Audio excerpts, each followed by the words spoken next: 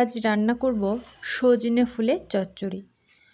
সজনে ফুল অনেকে অনেক রকম সবজি দিয়ে রান্না করে, কিন্তু আমি কোনো সবজি দেই না, কারণ প্রত্যেকটা সবজিরই একটা আলাদা স্বাদ আছে। সেটা যখন অন্য কোনো সবজি দিয়ে রান্না করা হয় তখন তার অ্যাকচুয়াল স্বাদটা নষ্ট হয়ে যায়।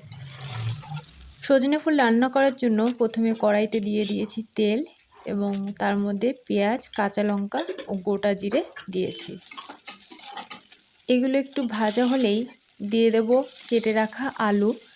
আলুটা আমি কিউব করে কেটে নিয়েছিলাম। আলু একটু ভাজা হয়ে গেলেই তার মধ্যে দিয়ে দেব সজনে ফুলটা। এই সময় আঁচটা একটু কম রাখতে হবে।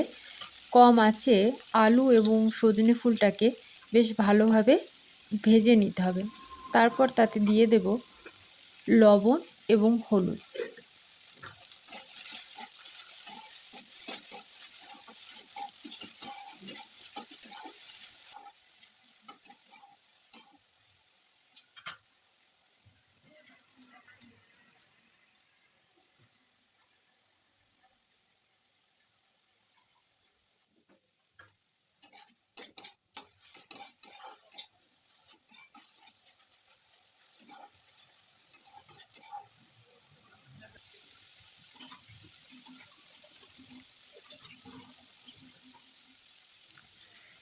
লবণ হলুদ দিয়ে সবজিটা বেশ ভালো মতো ভাজা হয়ে গেলে দিয়ে দেবো পরিমাণ মতো জল।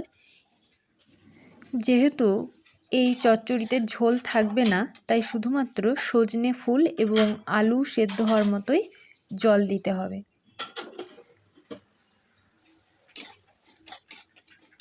ঢাকা দিয়ে বেশ কিছুক্ষণ রান্না করে নেওয়ার পর আলুগুলোকে একটু জাস্ট হালকা করে ভেঙে দিতে হবে।